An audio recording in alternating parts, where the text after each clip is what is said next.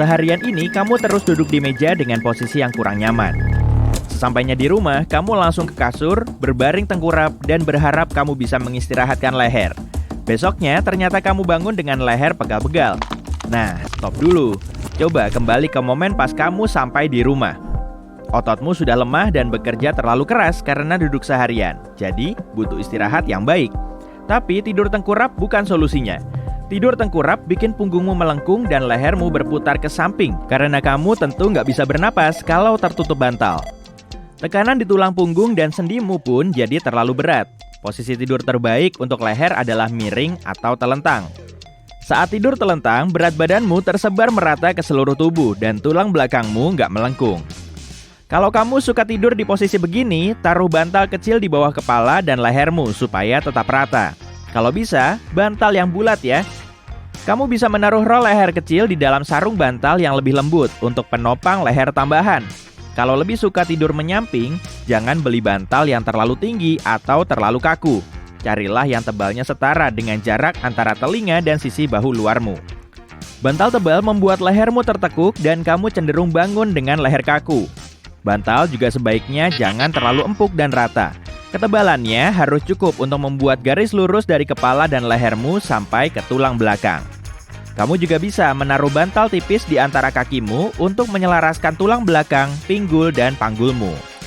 Tidur menyamping dengan kaki meringkuk ke dada bukanlah posisi terbaik karena bobot tubuhmu tidak tersebar merata dan tulang belakangmu tidak sejajar dengan bahu dan leher.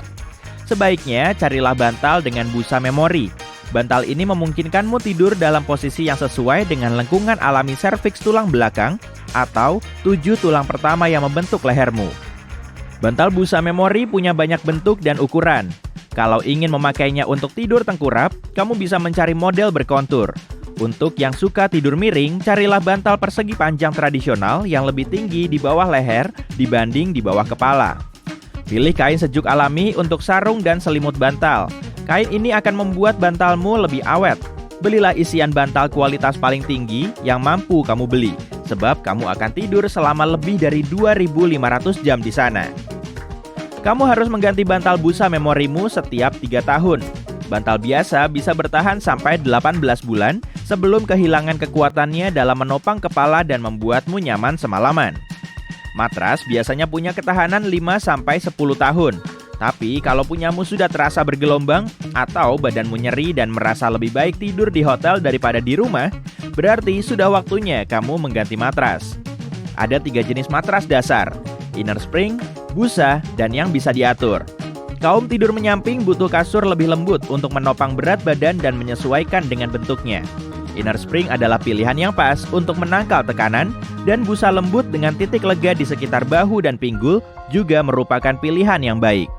Kalau kamu lebih suka tidur tengkurap, pilihlah yang lebih keras seperti busa padat, inner spring padat, atau kasur isi udara untuk penopang terbaik.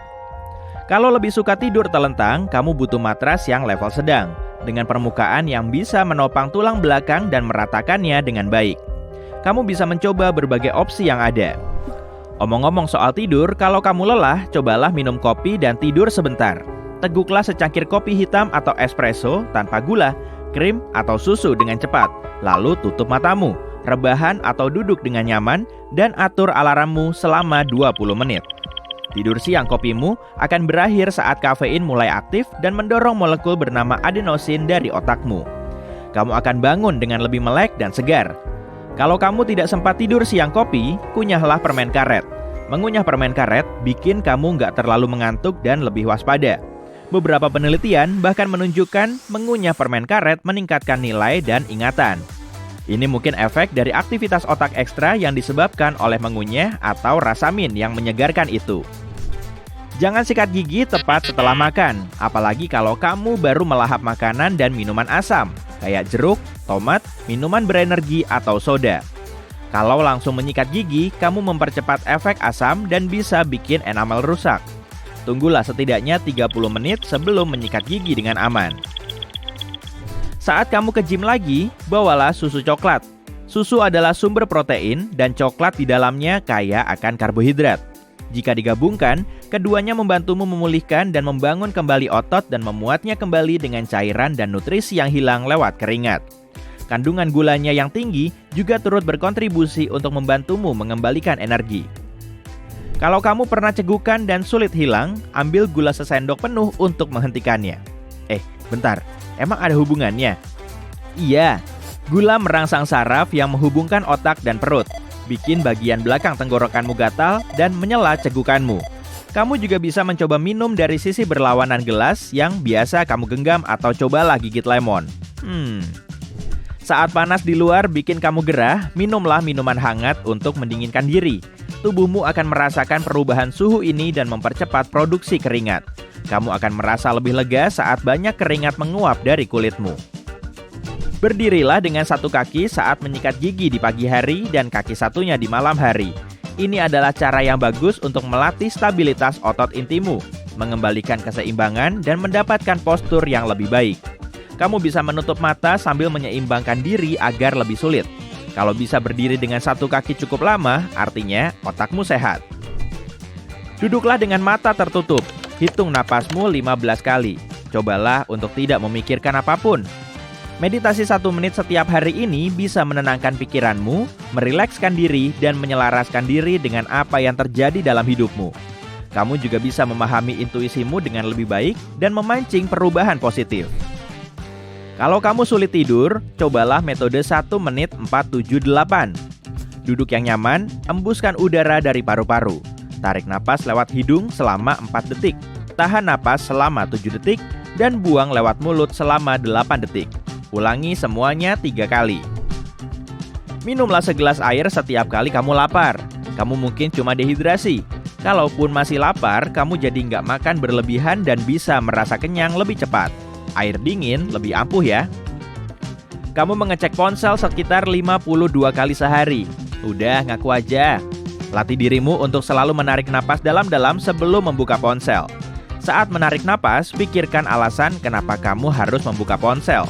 Penundaan ini bisa membantumu berhenti memakai gadget secara berlebihan.